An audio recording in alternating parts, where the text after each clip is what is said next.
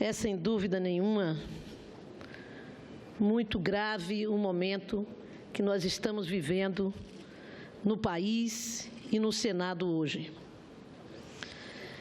Mas que grave! O Senado se prepara para uma tomada de decisão, no mínimo dramática. Nós nos preparamos para uma decisão que poderá afastar uma presidente da República eleita pelo voto de 54 milhões de brasileiros, que ninguém, por mais esforço que tenha havido ao longo dessa sessão e em todo o processo anterior na Câmara dos Deputados, conseguiu, até o momento, comprovar de forma cristalina e juridicamente incontestável ter cometido o crime de responsabilidade. Em vários discursos e manifestações dos favoráveis à admissibilidade do impedimento,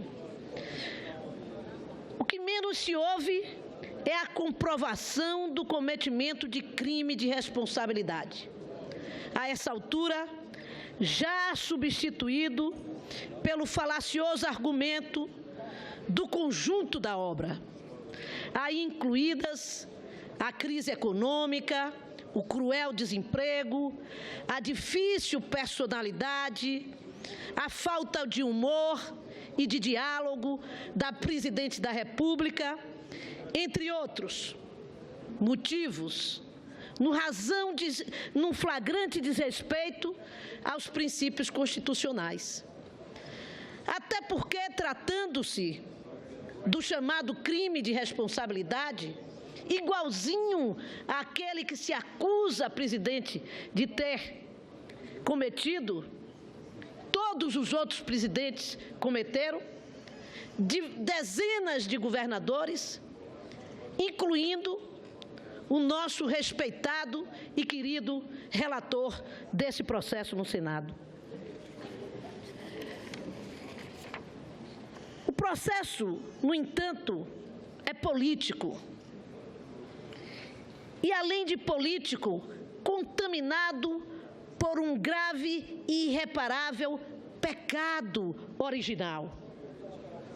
O de ter sido urdido, iniciado, conduzido por um gesto de vingança pessoal, pelo presidente afastado da Câmara dos Deputados, réu no Supremo Tribunal Federal, por corrupção passiva, lavagem de dinheiro, num flagrante e evidente desvio de finalidade, e aprovado num clima de euforia por um parlamento onde parlamentares e partidos são citados na já famosa Operação Lava Jato. Assistimos na Câmara um espetáculo dantesco de arrivismo, traições, em que ministros, ainda ontem no governo de Dilma, e parlamentares que integravam a chamada base do governo desde sempre, apareciam em plenário com discursos inflamados e indignados por atos dos quais eles mesmos foram autores ou partícipes. Nunca é verdade.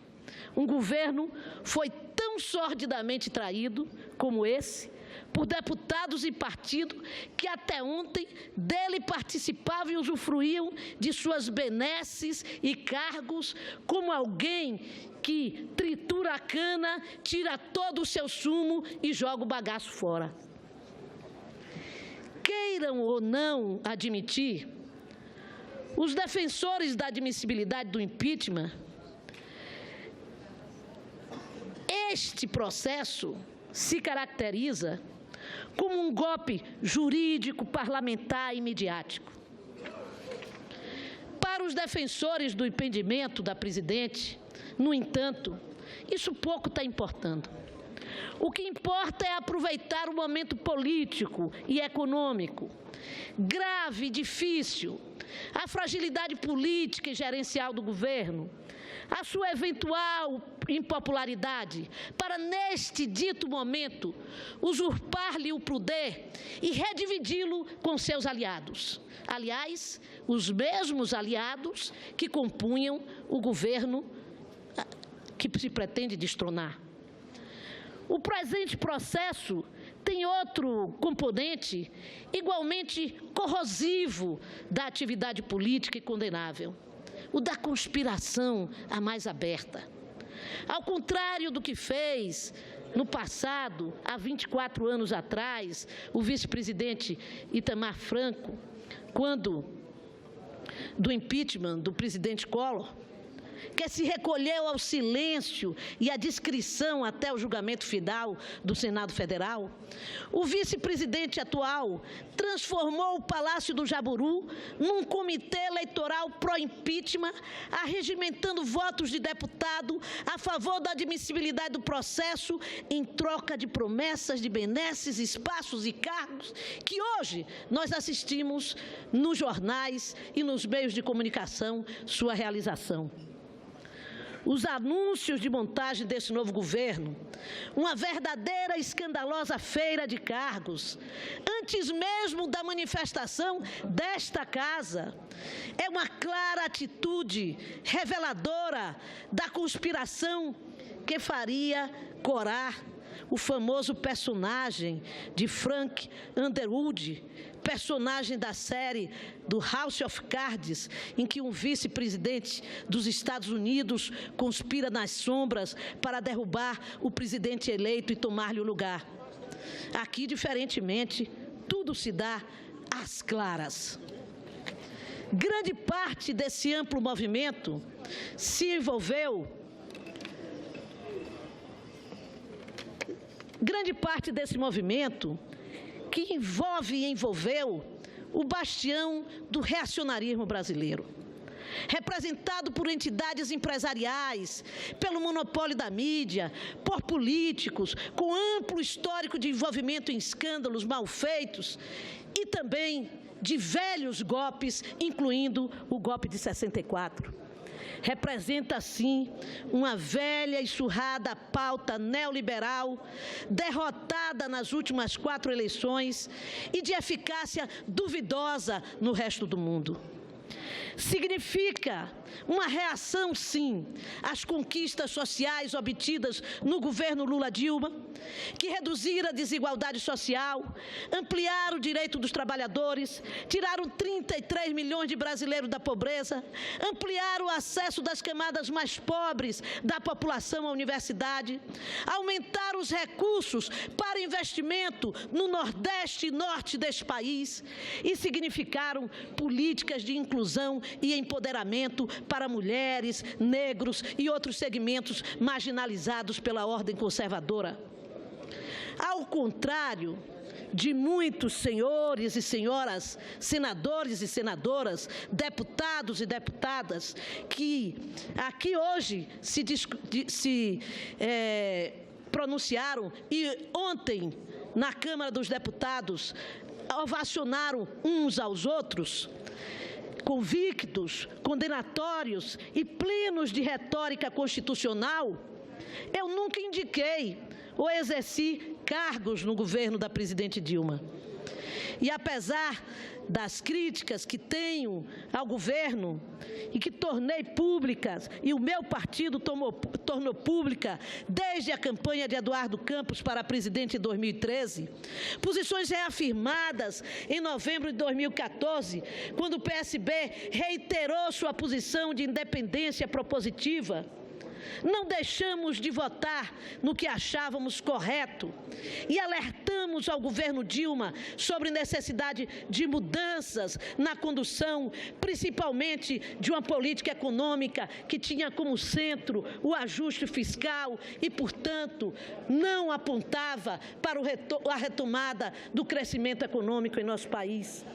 Chegamos, inclusive, com um grupo de senadores independentes a ir visitar e entregar à presidente Dilma sugestões para o seu governo e de saídas para a crise.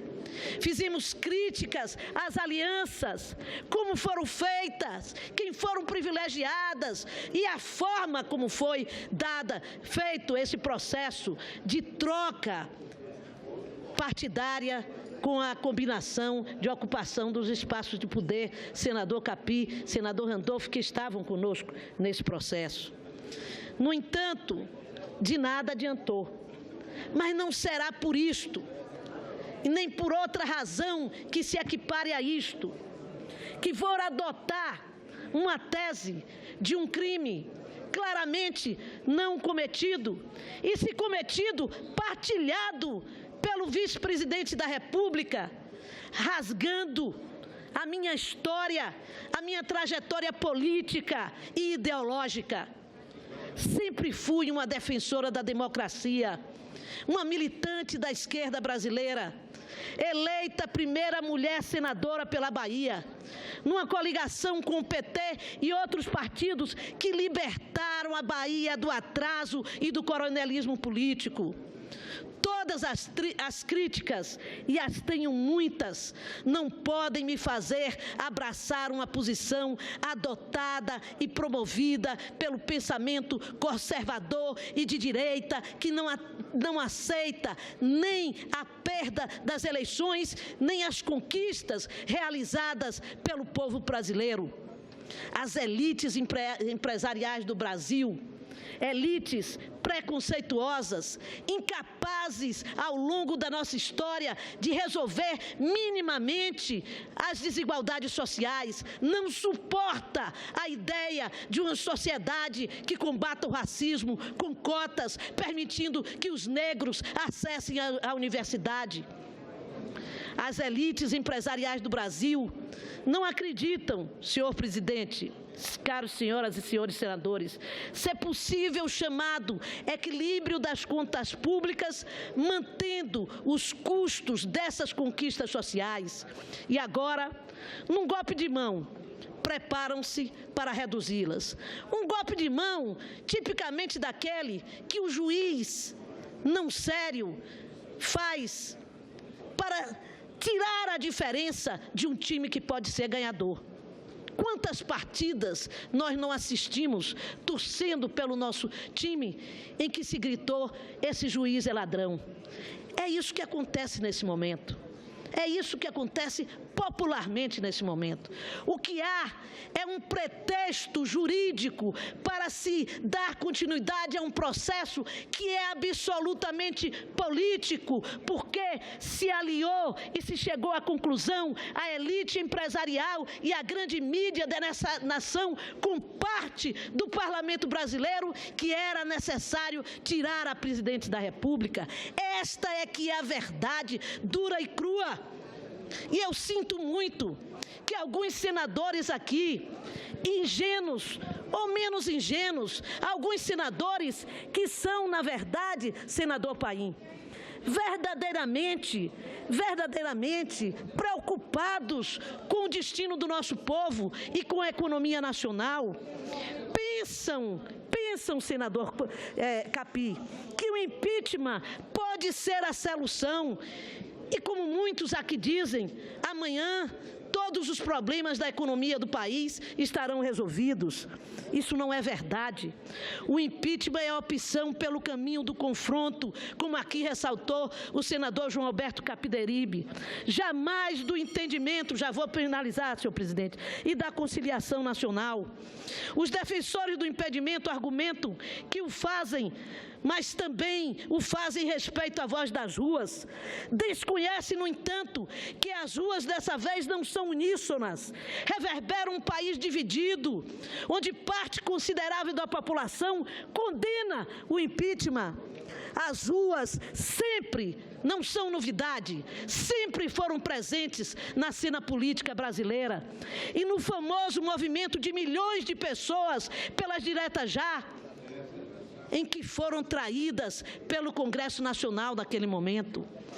A crise política só se resolverá, senhor presidente, só se resolverá buscando os caminhos de uma nova pactuação social, que só a legitimidade da soberania popular poderá nos devolver. Por isso, a saída da crise não é o de novas eleições presidenciais, num contexto de um presidencialismo absolutamente esgotado, onde não se tem reformas políticas que realmente transformem o Estado brasileiro. Votar-se e aceitar-se o impedimento da presidente como solução para a crise é uma mentira, é uma falácia, e por isso voto